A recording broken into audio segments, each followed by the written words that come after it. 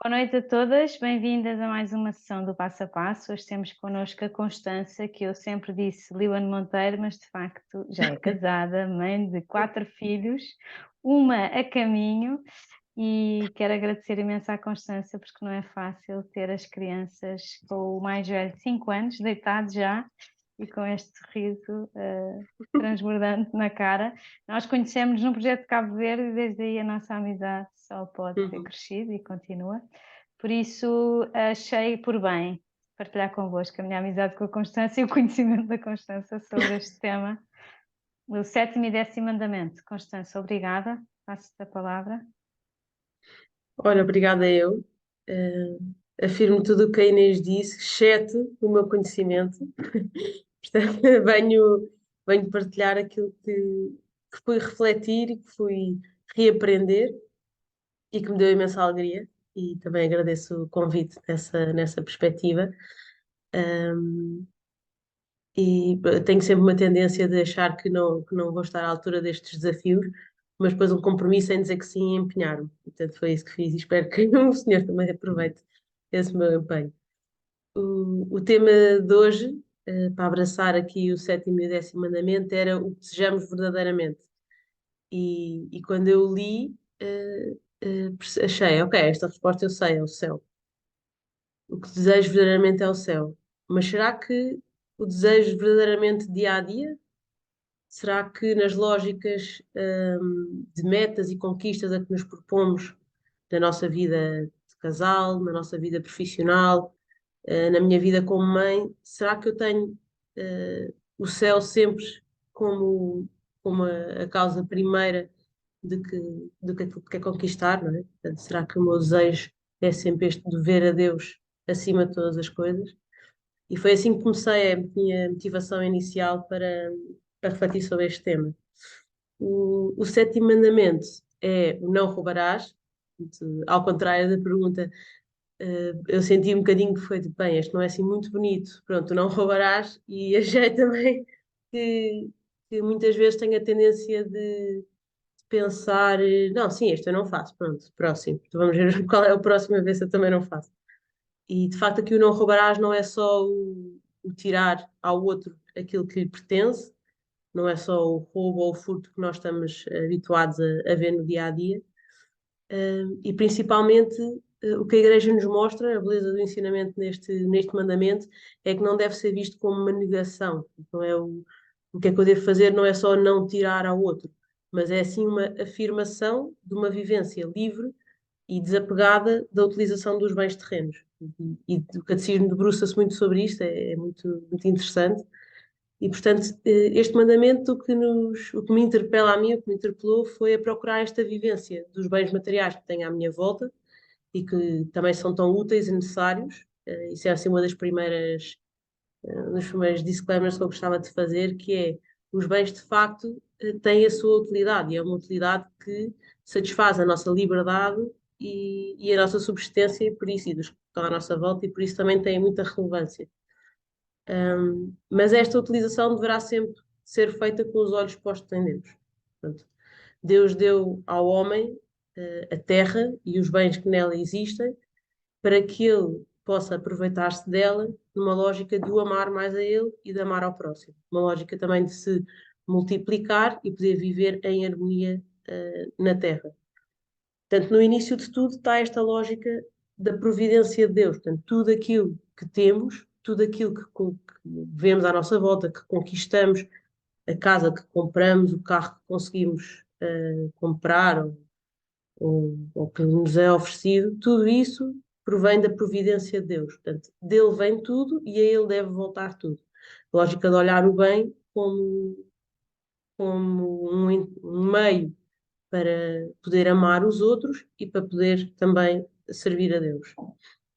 Tudo isto Deus nos dá da sua infinita bondade, portanto, tudo isto nos deve também interpelar a ter sempre uma atitude de agradecimento, e isso foi uma coisa que também refleti, que muitas vezes pode passar despercebida à nossa volta, não é? Tudo aquilo que temos não é só, não deve fazer-nos encher de orgulho, não é? De olha o que eu tenho, olha o que eu conquistei, mas obrigado, Pai, obrigado, Senhor, por tudo aquilo que me deste.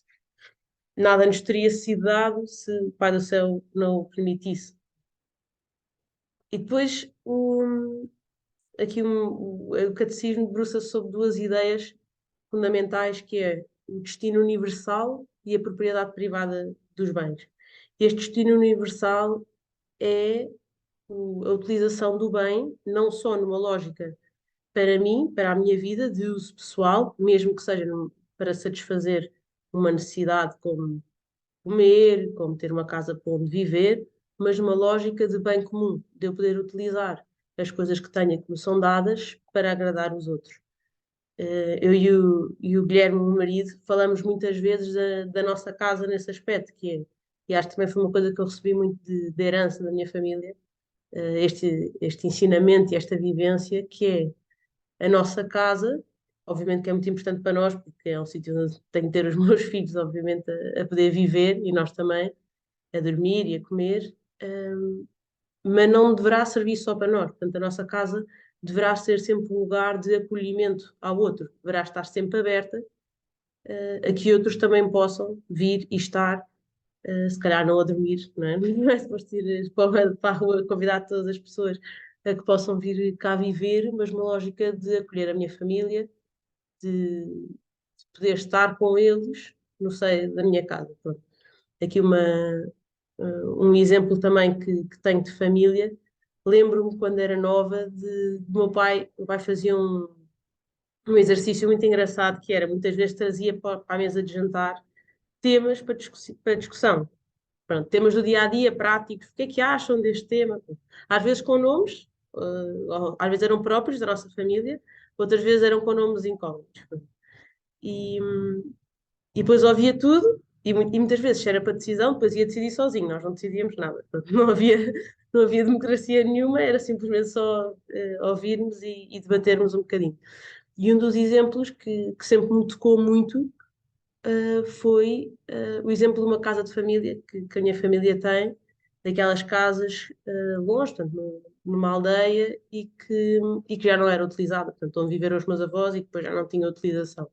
A sua utilização era apenas para o evento de reunião da família toda. Pronto, e também somos muitos, somos mais de 100, portanto, era uma casa que tinha de conseguir albergar 150 pessoas. E que é uma reunião muito boa e que só por si a casa de facto já tem um valor muito bonito, o valor de reunir a família. Mas o meu pai trouxe para a mesa o tema de que utilização é que vamos dar à casa. E todos respondemos, então, mas vamos lá todos os anos. Sim, está bem, então e os outros 360 muitos dias, não é? O que fazemos com eles. E, portanto, havia aqui uma inquietação também da família de poder disponibilizar a casa para que outros a possam aproveitar. E, portanto, um trabalho que foi feito, por exemplo, foi poder fazer um documento da casa, ou espalhar a palavra de que tudo o que fossem peregrinações, eventos, retiros, possam ser feitos na casa. E aí esta lógica do bem comum. Também me foi passado muito a importância do foi ver que nos foi dado de graça e, portanto, também temos a urgência de poder dar de graça. Portanto, neste caso, não é só o graça no sentido grátis, mas no sentido da graça de Deus. Foi-nos dado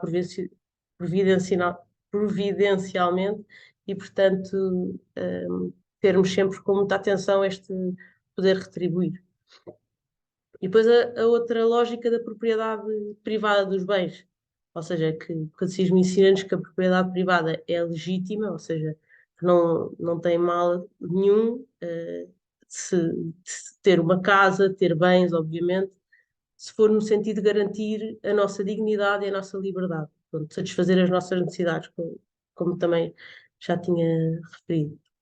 A propriedade de um bem faz do seu detentor um administrador da providência de Deus.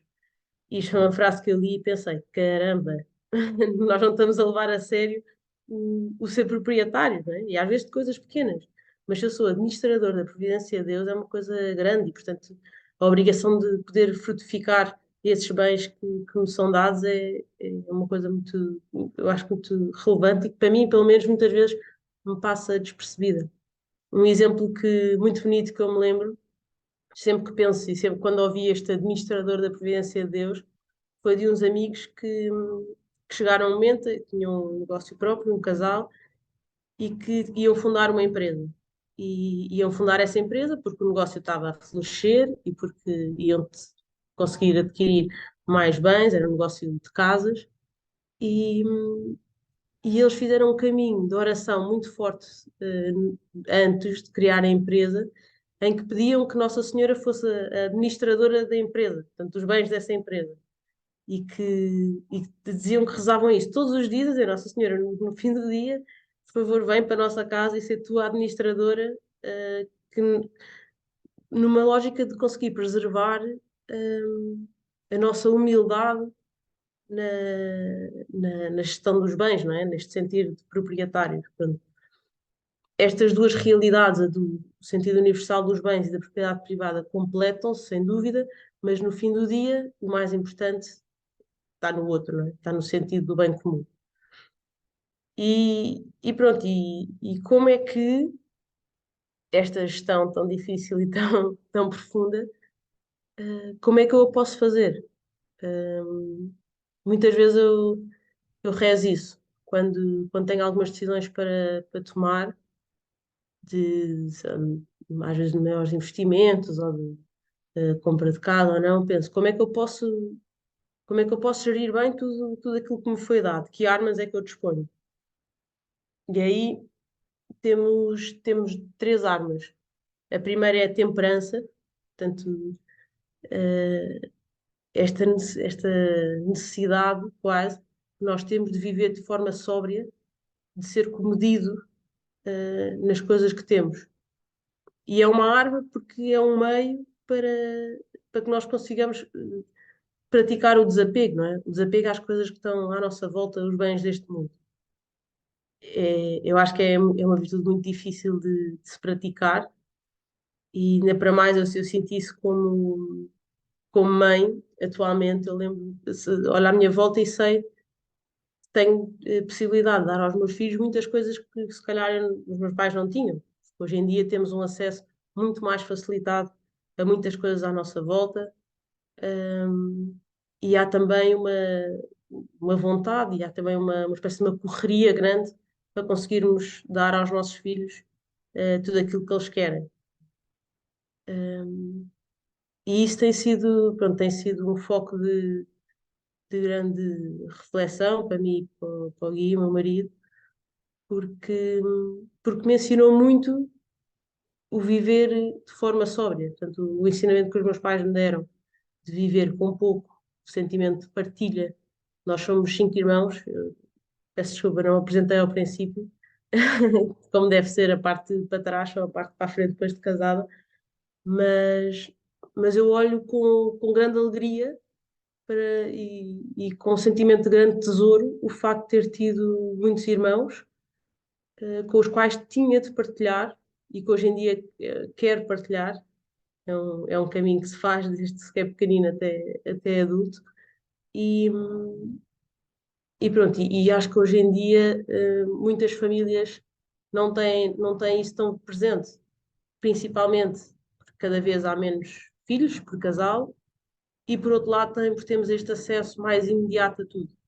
Está tudo muito mais acessível. Um dos exemplos que me veio é a oração quando estava a pensar sobre esta maneira sóbria e casta de poder viver as coisas que tenho e que posso ter.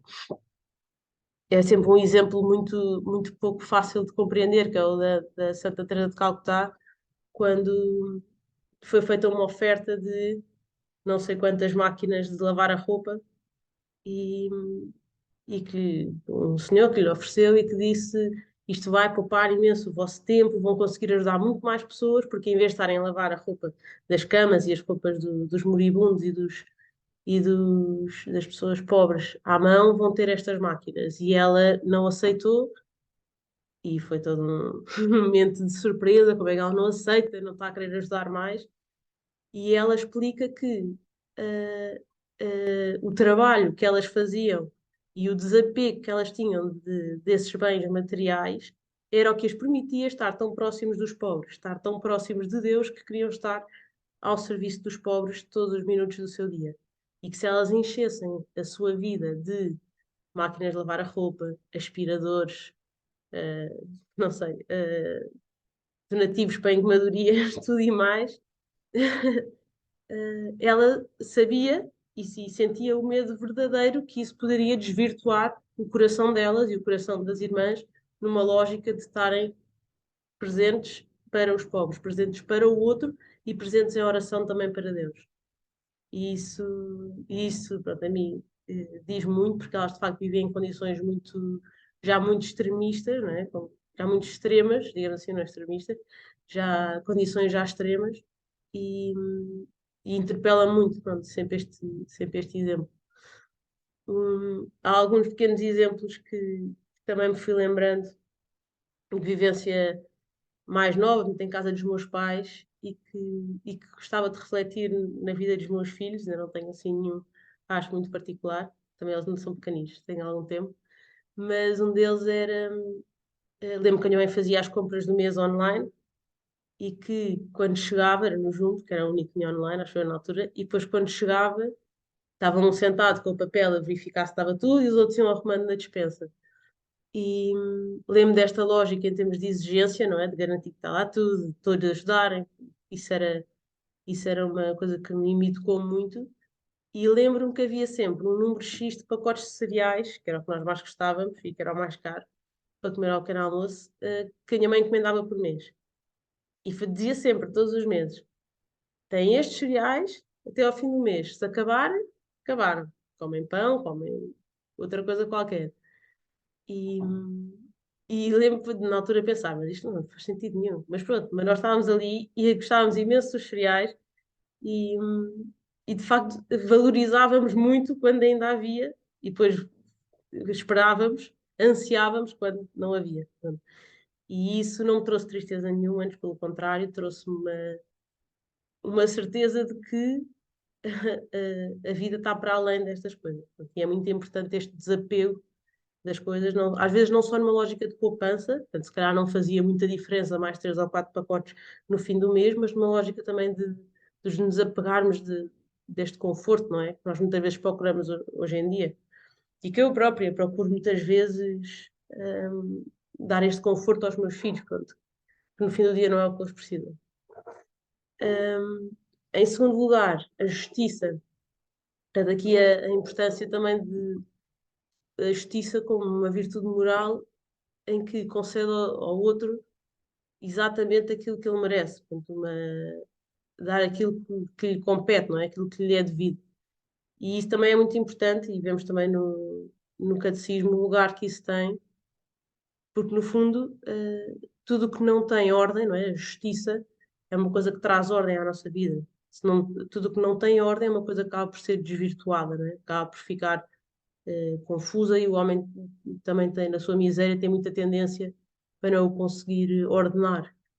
E, portanto, a quem tem, por exemplo, empregados, pensei muito nisso, a quem tem pessoas que dependem deles, esta obrigação também de pensarmos com justiça no que é que o outro merece pelo trabalho que acabou de fazer, pelo o ato que acabou de prestar. Para além disso, contrário aos olhos da sociedade, a justiça nunca vem só e não pode vir só e vem sempre acompanhada de caridade, que é imperceptível hoje em dia, mas que é a nossa maior arma, eu acho, e que é aquela que nos faz subir mais degraus, mais depressa em direção ao céu. É a mais difícil, ou das mais difíceis, porque não é lógica, não é? Não tem uma ordem como tem a justiça. E daí também a importância de pedirmos muito em oração para que o Senhor nos dê a capacidade de sermos caridosos com os outros, de podermos sair de nós. A caridade não é mais do que amar, não é? Não é mais do que dar-nos a nós mesmos. E tanto pedir muito a Deus esta capacidade de podermos sair de nós e se o outro merece que eu lhe faça, ou merece que eu lhe dê então eu dou dois. E se o outro não merece, eu dou na mesma.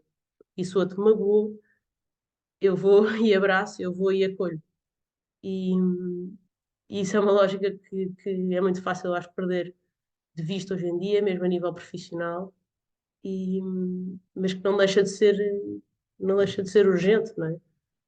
Neste, neste, neste aproximar as pessoas, nesta construção de vínculos que é tão importante para a nossa santificação. Acho que a caridade é mesmo a chave. Li também uma coisa muito bonita que dizia: a união entre a justiça e a caridade manifesta-se, por exemplo, em dar o que se deve com alegria. Portanto, às vezes, só dar o justo, mas com verdadeira alegria, de quem se alegra ao outro, como, por exemplo, promover um membro da nossa equipa no trabalho e poder dar-lhe um aumento. É diferente se lhe demos o aumento numa lógica desinteressada ou se de facto lhe demos com verdadeira alegria, de quem se alegra pelo outro, pelo que conquistou, pelo que pode também dar mais onde estiver a trabalhar e eles estão à sua volta. E em segundo lugar, não nos preocuparmos só com os direitos da outra pessoa, mas também com as suas necessidades. Portanto, ele só tinha direito a X, mas eu vejo que nas suas necessidades eu posso dar mais. Portanto, poder satisfazer isso é também uma forma de caridade. Depois pensei no.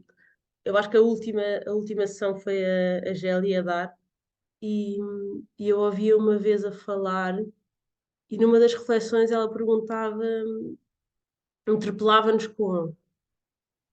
Agora, não vou dizer a frase exata, mas era: se de alguma forma roubei tempo ao outro por fazê-lo esperar, desnecessariamente. E isso, pronto, interpelou-me, isto passando aqui um bocadinho para, voltando só para frisar o roubar, quando eu pensei, mas onde é que eu posso roubar no dia a dia? Onde é que no meu dia eu estou a roubar o outro? E este é um exemplo disso, hum, é um exemplo que. Tenho que estar aqui atento ao tempo, desculpa lá. É um exemplo onde de facto, por um capricho meu, por uma falha minha, eu posso estar deliberadamente a roubar tempo ao outro, tempo necessário para outras tarefas. E, portanto, outro exemplo que também me veio foi quando eu roubo visibilidade ao outro, não só no ambiente de trabalho, quando o outro fez uma parte de um trabalho e de um projeto, e eu vou e apresento e tiro visibilidade ao que ele possa ter feito. Portanto, isso também é uma forma de roubar.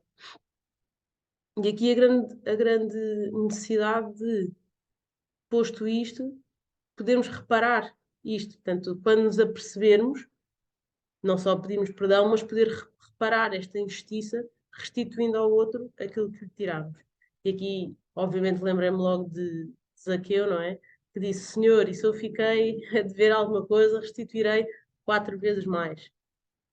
Esta prática do exagero na restituição, eu acho que é muito bonita e acho que é o que nos é pedido e aquilo que nos fará mais querer ver a Deus.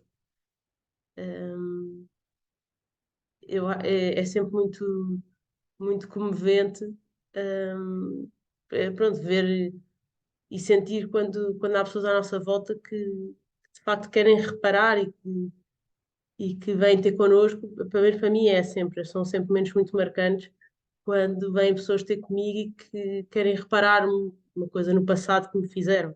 Portanto, sem vergonha de eu dizer: bem, mas isso já foi há imenso tempo. Ou, bem, já nem me lembrava. Ela: sim, mas aconteceu na mesma. Apesar de não te lembrares, eu queria que soubesses que não o queria ter feito e que te restituo.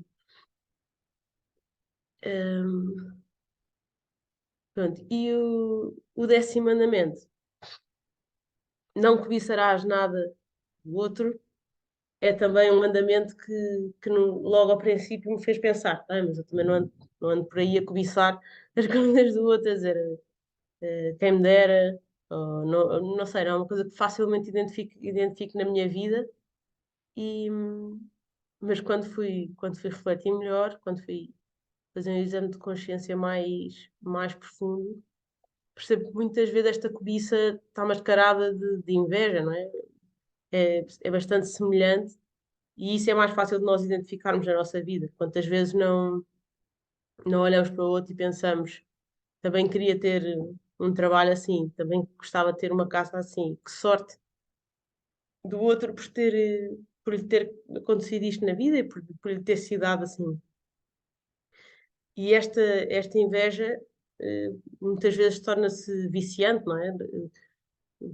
Acabamos por cair um bocadinho num ciclo de nos deixarmos levar por que sorte do outro. E às vezes até por coisas boas, às vezes até acontece nós termos inveja da família do outro, não é? Dos filhos do outro que são mais bem comportados do que os meus, do marido que ajuda mais e que em casa e que está mais presente, portanto, que sorte. E esta inveja é uma recusa clara da caridade, não é? É exatamente o oposto.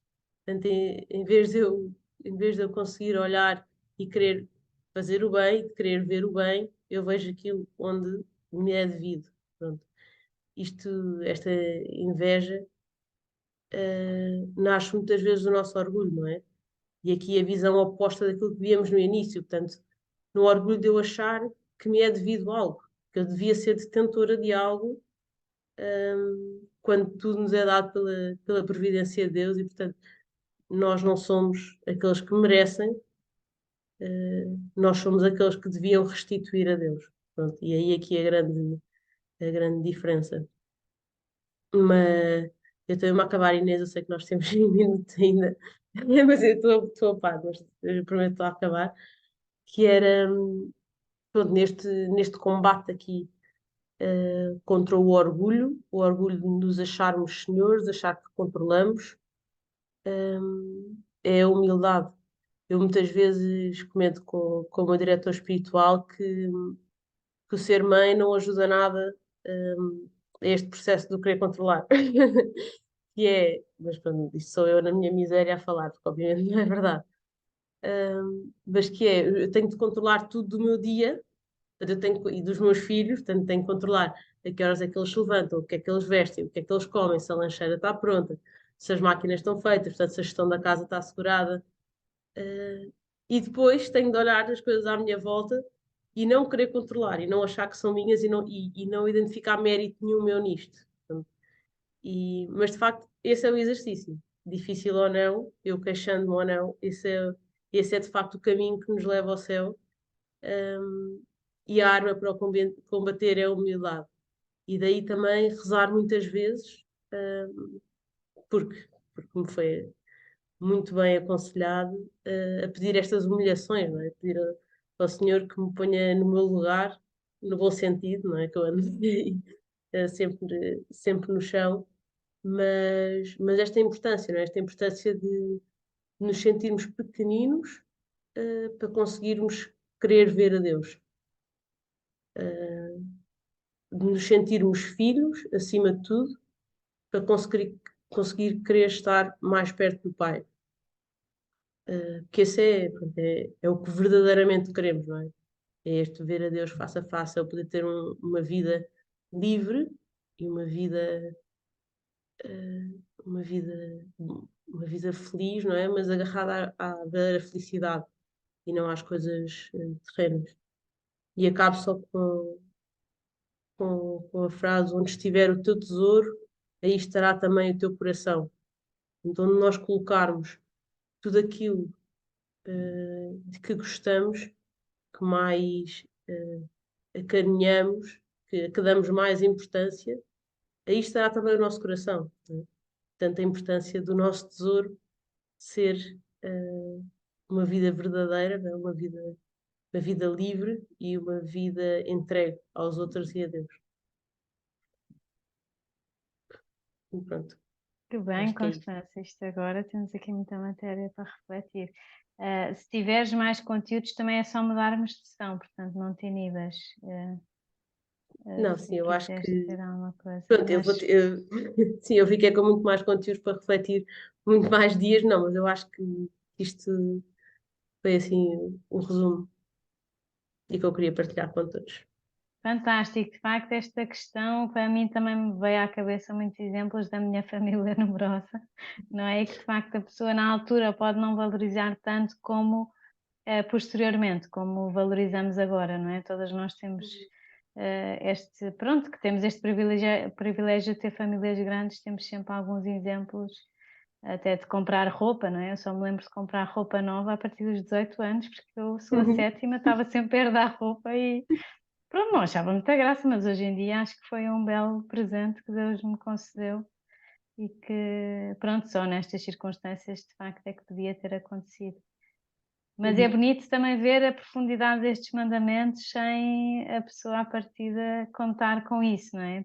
Passamos à frente estes mandamentos olimpicamente e depois na Completamente. reflexão caímos em nós, de facto, no nosso caminho em direção ao céu. Obrigada, Constança, por estes exemplos maravilhosos. Ficamos aqui Não. com a oportunidade de Obrigada eu refletir. pelo desafio. Exatamente.